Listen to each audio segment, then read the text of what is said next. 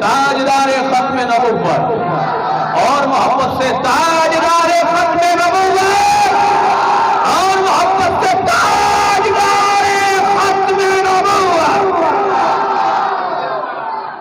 اللہ رب العزت ہم سب کو حضور پر نور شافی یوم النشور کی ختم نبوت پر صحیح معنوں میں عقیدہ اور مستحکم ایمان آخری دم تک اور خون کے آخری قطرے تک رکھنے کی توفیق نصیب فرمائے۔ ختم نبوت ایک حساس عقیدہ ہے، اور یہ وہ عقیدہ ہے جسے رب نے سورہ احزاب کی آیت نمبر 40 میں بیان فرمایا ہے، اور اس عقیدے پر اگر کوئی بھی صراحتاً دلالتاً اشارتاً کوئی تھوڑا سا بھی شک کرے گا تو وہ کافر مرے گا۔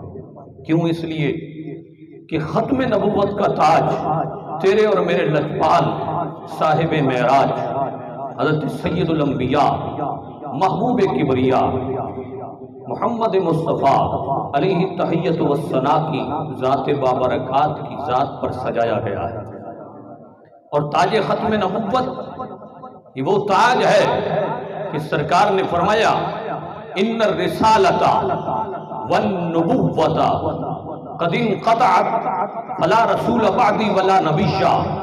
سرکار فرماتے ہیں بے شک رسالت اور نبوت کا دروازہ، رسالت اور نبوت کا دروازہ بند ہو چکا ہے، نہ میرے بعد کوئی رسول نیا آئے گا، نہ میرے بعد کوئی نیا نبی آئے گا۔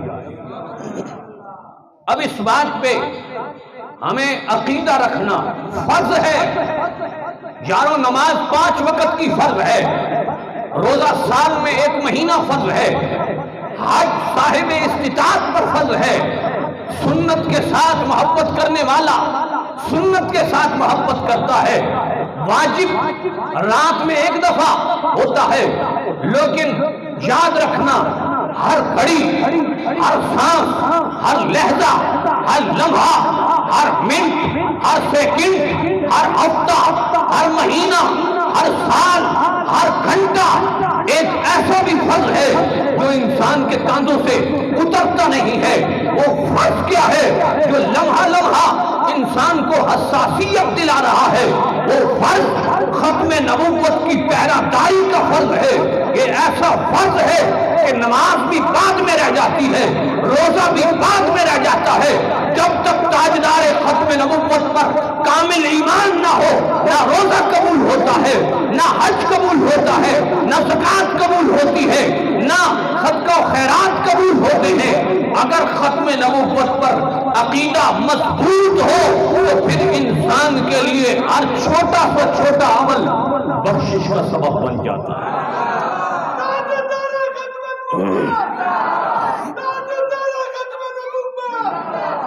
غور فرمائیے، ختم نبوت اتنا حساس عقیدہ ہے کہ رب نے اپنے محبوب کے بیٹوں کو اس ختم نبوت پر قربان کیا۔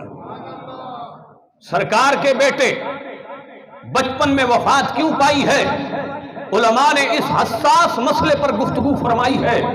فرمایا میرے نبی پاک کے حضرت ابراہیم، حضرت طاہر، حضرت قاسم، یہ سرکار کے 3 بیٹوں کا ذکر آتا ہے جو بچپن میں وفات پا گئے۔ کیوں وفات پائی؟ وجہ کیا تھی؟ علماء نے اس حساس مسئلے کو بڑی پیچیدگی کے ساتھ، بڑی عمیق اور تحقیقی نظر کے ساتھ بیان کیا ہے۔ فرمایا وجہ یہ ہے کہ یہ حساس عقیدہ تھا، اگر سرکار کے بیٹے زندہ ہوتے تو انہیں نبوت کا تاج پہنایا جاتا، لیکن رب نے یہ بھی برداشت نہیں کیا کہ میرے نبی کی ختم نبوت پر آنچ آئے۔ رب نے اپنے نبی کے بیٹوں کو ختم نبوت کے مقابلے میں قربانی پر قربان کیا اور پہلے ہی اٹھا لیا، اور یہ عقیدہ دیا کہ لوگوں، ختم نبوت ایسا حساس عقیدہ ہے، ایسا بنیادی عقیدہ ہے، ایسا سٹرونگ عقیدہ ہے کہ رب نبی کی اولاد کو اس پر قربان فرما دیتا ہے۔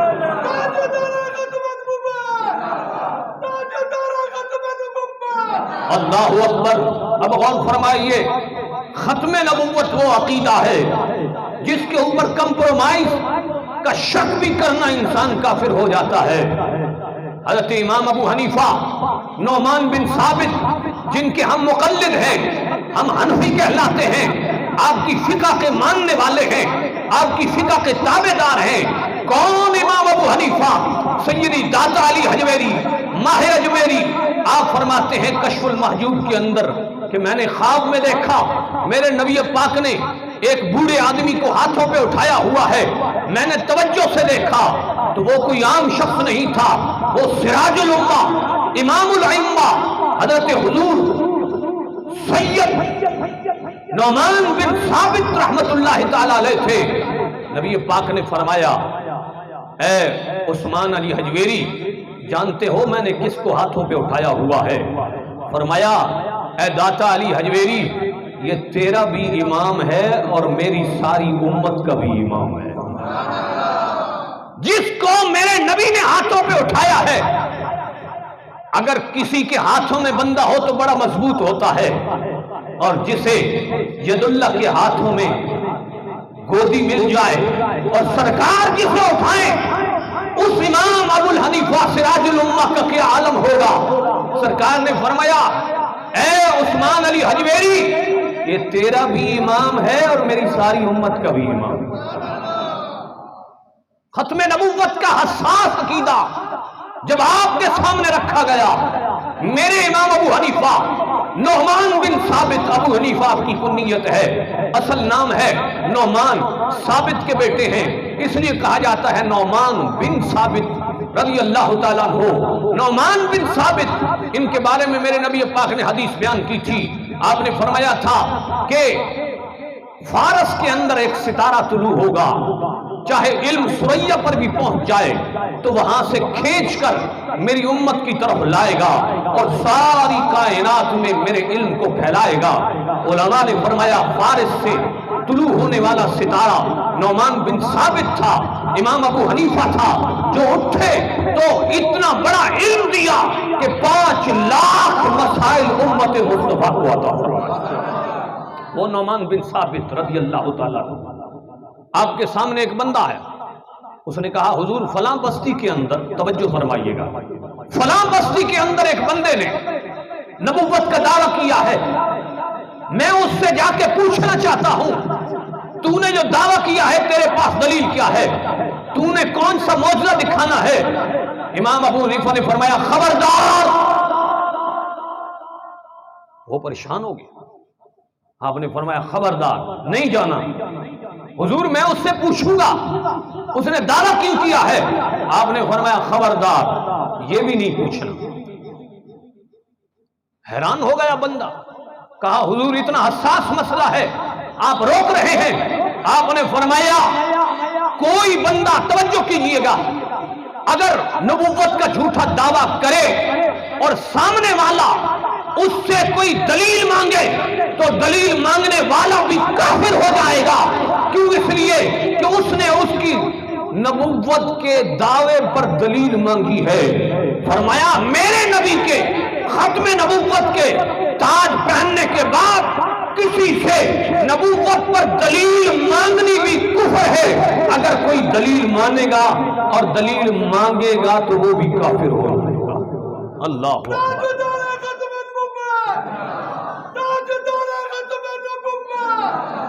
اور یہ قادیانی بے غیرت جنہوں نے مرزا غلام ملعون لعنتی کمینے کو، جس نے نبوت کا پہلے دعویٰ کیا، پہلے مسیحائی ہونے کا دعویٰ کیا، پھر کہا میں ذیلی نبی ہوں، پھر کہا میں بروزی نبی ہوں، پھر کہا میں تشریعی نبی ہوں، پھر کہا میں مجھ پر وحی اترتی ہے. لعنت ہو اس کی قبر میں، جہنم میں جلے وہ. کیونکہ ہمارا عقیدہ وہ ہے کہ میرے نبی کے بعد کوئی نیا نبی نہیں آ سکتا. ختم نبوت کا تاج محمد مصطفیٰ کو ہی رب نے پہنا کے بھیجا. اور غور فرمائیے، یہ وہ دلیل ہے جسے قرآن بیان کرتا ہے. اب یہ آیت کریمہ جب پڑھی جاتی ہے تو قادیانیوں کو اور قادیانیہ کے حمایتیوں کو یہ قرآن کی آیت بڑی تکلیف دیتی ہے، اور ہم کہتے ہیں دشمن احمد پہ شدت کیجئے، دشمن احمد پہ شدت کیجئے، ملحدوں کی کیا مرمت کیجئے، غیر سے جل جائیں بے دینوں کے دل، یا رسول اللہ کی کثرت کیجئے۔ اس لیے ہم قرآن پڑھ کے بتائیں گے کہ ختم نبوت ایسا حساس عقیدہ ہے کہ اس کے اوپر کمپرومائز تو دور کی بات ہے، سوچنا بھی کفر تک پہنچا دیتا ہے۔ اس لیے پاکستان کی اسمبلی فورم میں جس بے غیرت لانتی وہ قاضی فائز عیسیٰ نے قادیانیوں کو پرموٹ کرنے کے لیے کہا کہ قادیانی اپنی تشہیر کر سکتے ہیں، تو اس نے پاکستان کے قانون 298 بی اور 298 سی کی غلیظ توہین کی ہے۔ جس نے یہ بات کہی پاکستان کے آئین کے اندر یہ شک موجود ہے، 298 سی کے اندر، 298 بی کے اندر یہ شک موجود ہے کہ قادیانی نہ اپنی مسجد بنا سکتا ہے، نہ ہی مسجد میں اذان دے سکتا ہے، نہ ہی تشہیر کر سکتا ہے، نہ ہی اس کے لیے کوئی بندوں کو دعوت دے سکتا ہے۔ ہمارے پاکستانی لاء میں یہ چیز موجود ہے، اس کے باوجود جسٹس کمینے نے یہ بات کہی کہ قادیانی جو کچھ کرتے پھریں یا تعزیرات قرآن پر جو ہمارا قانون ہے اس کو ختم کیا جائے، تو یہ بہت بڑا ایک لانتی نے لانتیوں والا کردار ادا کیا ہے کہ قرآن کی تعزیرات کو ختم کرنا گویا صاحب قرآن کی توہین ہے، اور قرآن کے ایک لفظ کو نہ ماننے والا کافر ہو جاتا ہے، اور قرآن کی تعزیرات کو مٹانے والا وہ کافر ہو جاتا ہے، کیونکہ اس نے قرآن کی توہین کی ہے، قرآن کی تعزیرات کو مٹانے کی کاوش کرنے کی کوشش کی ہے کہ وہ کہتا ہے قرآن کے بارے میں کوئی بھی بھوکتا پھرے تو اس کو پوچھنے کی ضرورت نہیں ہے۔ اللہ اکبر، یہ کہاں کا کالا قانون ہے جہاں قرآن کے بارے میں کوئی غلط الفاظ کہے اور جسٹس فائز عیسیٰ جیسا کمینہ انسان، عدل بعد ذالک زمین جیسا کمینہ انسان وہ یہ بات کہے کہ قرآن کے اندر، قرآن کے معاملے میں جو تعزیرات ہیں ان کو ختم کر دیا جائے اور قادیانیوں کو پورا حق خود ارادیت دیا جائے کہ وہ اپنی منمانی کے طور پر جیسا اپنا بدمذہبی پھیلائیں، تو ہم قطعاً یہ چیز برداشت نہیں کریں گے۔ واللہ ممبر رسول پر بیٹھ کر یہ باتونی بات نہیں کر رہا، یہ دل سے بات نکال رہا ہوں کہ اگر محمد مصطفیٰ کی ختم نبوت پر آج بھی آئی، خدا کی قسم ہماری جانیں بھی حاضر ہیں، ہمارے مال بھی حاضر ہیں، ہماری اولاد بھی حاضر ہے، ختم نبوت کے ہم خون کے آخری قطرے تک لڑیں گے۔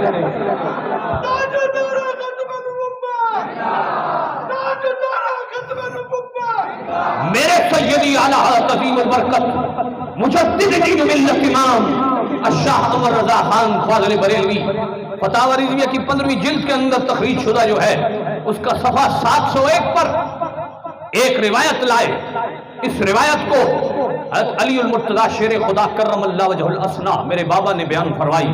آپ فرماتے ہیں کہ جب سورۃ النصر نازل ہوئی، اذا جاء نصر اللہ والفتح، تو اس وقت میرے نبی پاک بتقاضۂ بشری علیل تھے، بیمار تھے۔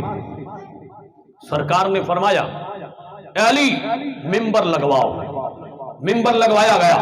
اور فرمانا باہر والے حضرات بھی میری طرف توجہ رکھیں، سرکار نے ممبر لگوایا، فرمایا بلال جا مدینہ کی ہر گلی کوچوں میں اعلان کر دو کہ محمد مصطفیٰ نے تمہیں اپنے خطاب کے لیے بلایا۔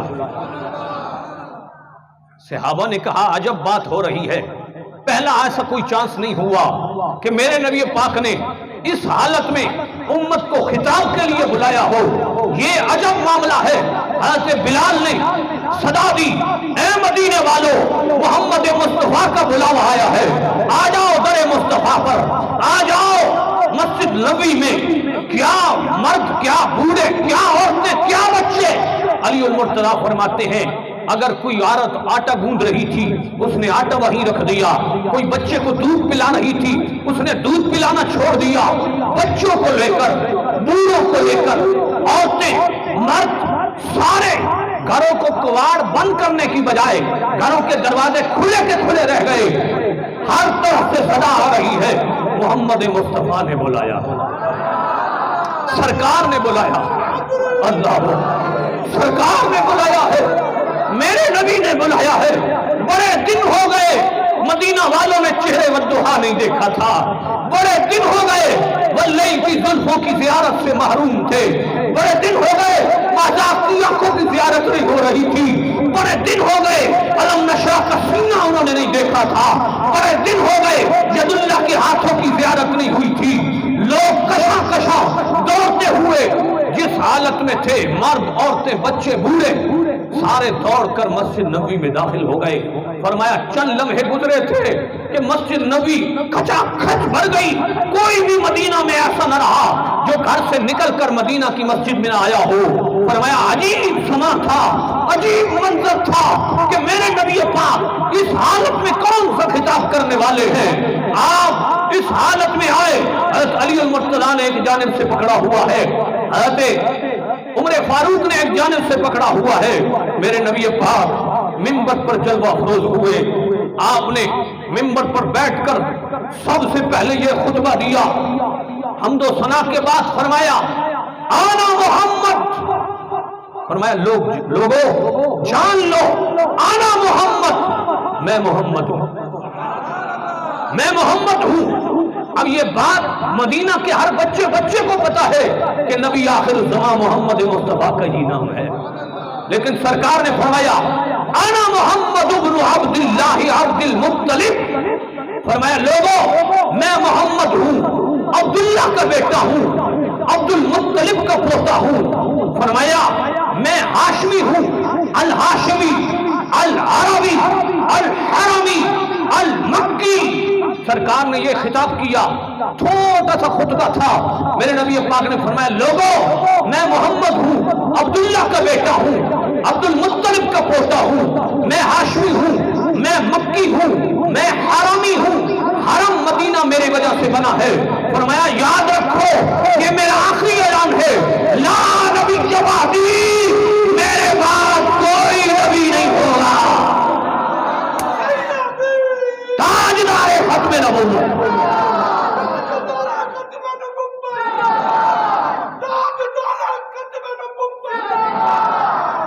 فرمایا انت رسول اللہ رب العالمین وخاتم النبیین قد افلح من صدق وقد خاب من کذب۔ ایک روایت یہ بھی آتی ہے، فرمایا لوگوں سنو میں اللہ کا رسول ہوں، خاتم النبیین ہوں، قد افلح من صدق، جس نے مجھے مانا، جس نے میری سچائی کا نعرہ بلند کیا، قد افلح وہ فلاح پا گیا، وہ کامیابی پا گیا، وقد خاب من کذب، فرمایا جس نے مجھے جھٹلایا وہ تباہ و برباد ہو گیا۔ سرکار نے میرے نبی پاک نے اتنا خطاب کیا لا نبی بعدی، لوگوں میرے بعد کوئی نبی نہیں ہوگا۔ سرکار نے منبر چھوڑ دیا، اللہ اکبر، اتنا خطبہ مختصر سا میرے نبی پاک نے دیا۔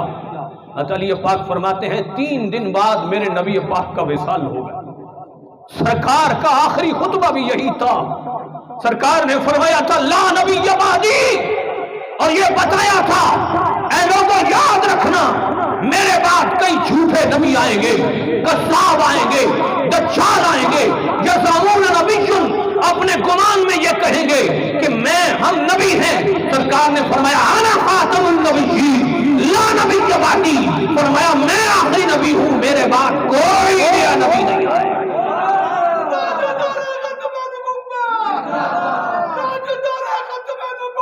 کیا خبر کتنے تارے کھلے چھپ گئے، کیا خبر کتنے تارے کھلے چھپ گئے، کیا خبر کتنے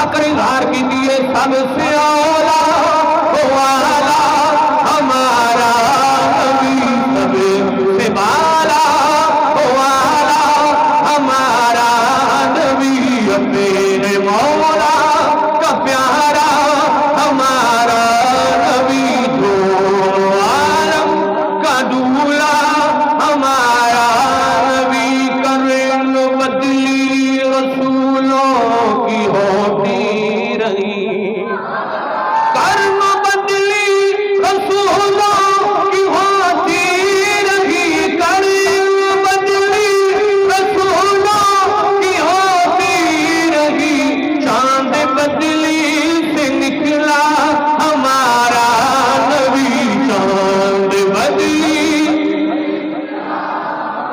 محبت سے پڑھیے سب سے اولا والا، سب سے بالا والا ہمارا نبی، سب سے بالا والا، جن کے تلووں کا دھول ہے آب حیات، جن کے تلووں کا دھول ہے آب حیات، جن کے تلووں کا دھول ہے آب حیات، جن کے تلووں کا دھول ہے آب حیات، ہے وہ جان مسیحا ہمارا نبی، سب سے اولا، محبت سے پڑھیے سب سے اولا، فلم سٹاروں کے گانے تو بڑے ہمیں یاد ہیں، لیکن نبی پاک کے عاشق کشتے مصطفیٰ الہد کا کلام بھی یاد ہونا چاہیے محبت سے، سب سے اولا والا، سب سے بالا والا، اپنے مولا کا پیارا،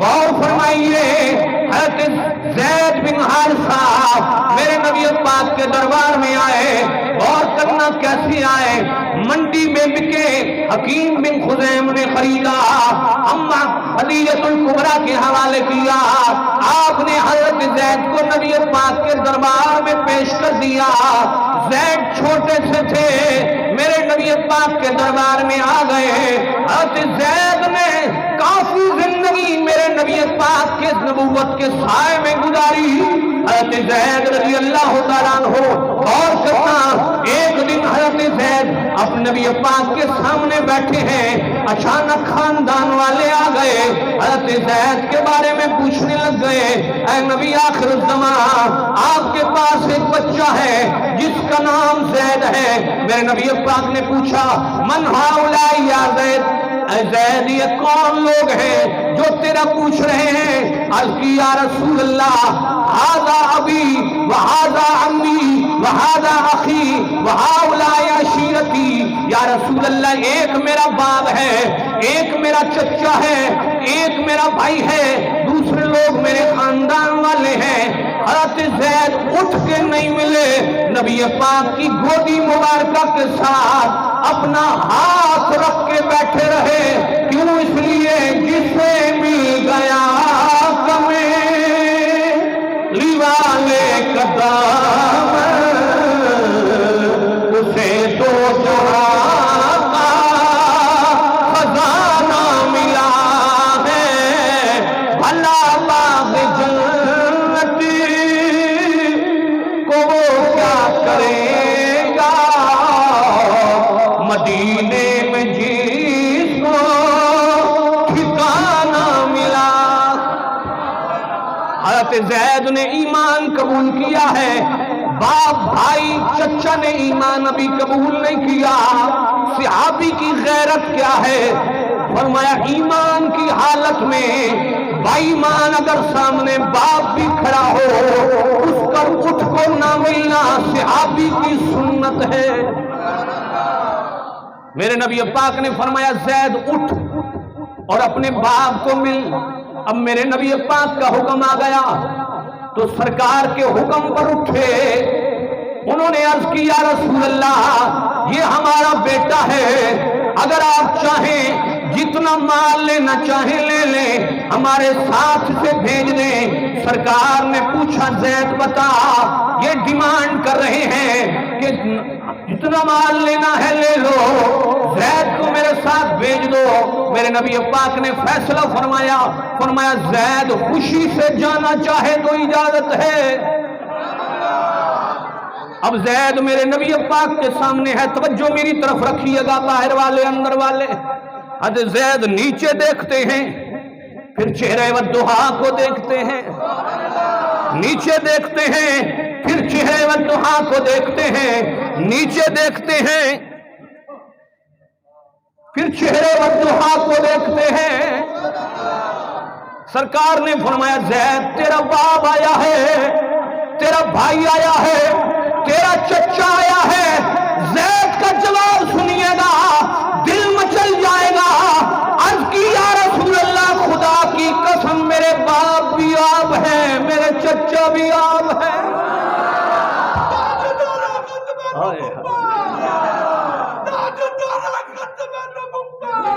اللہ حضور میری تو ساری بہار آپ سے ہے۔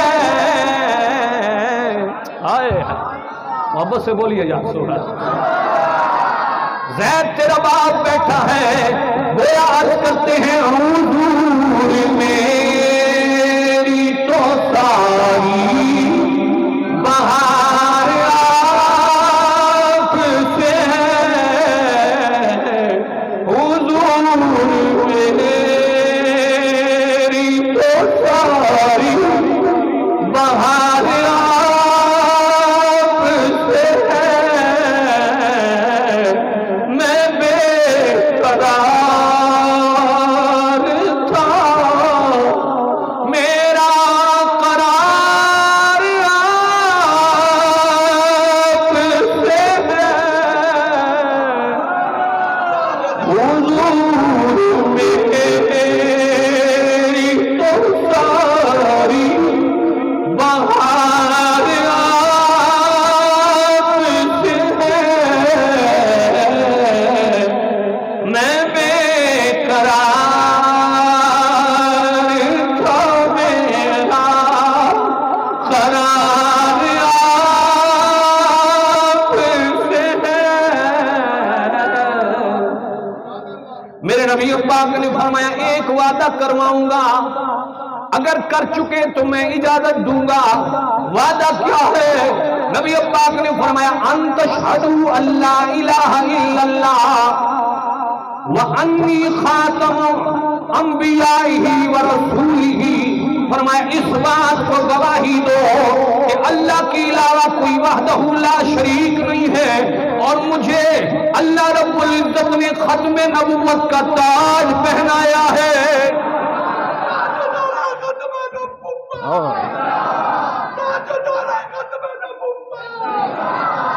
وہ سارے کہہ رہے ہیں، آپ بھی کہہ دیں حضور میری تو ساری بہار آپ سے ہے،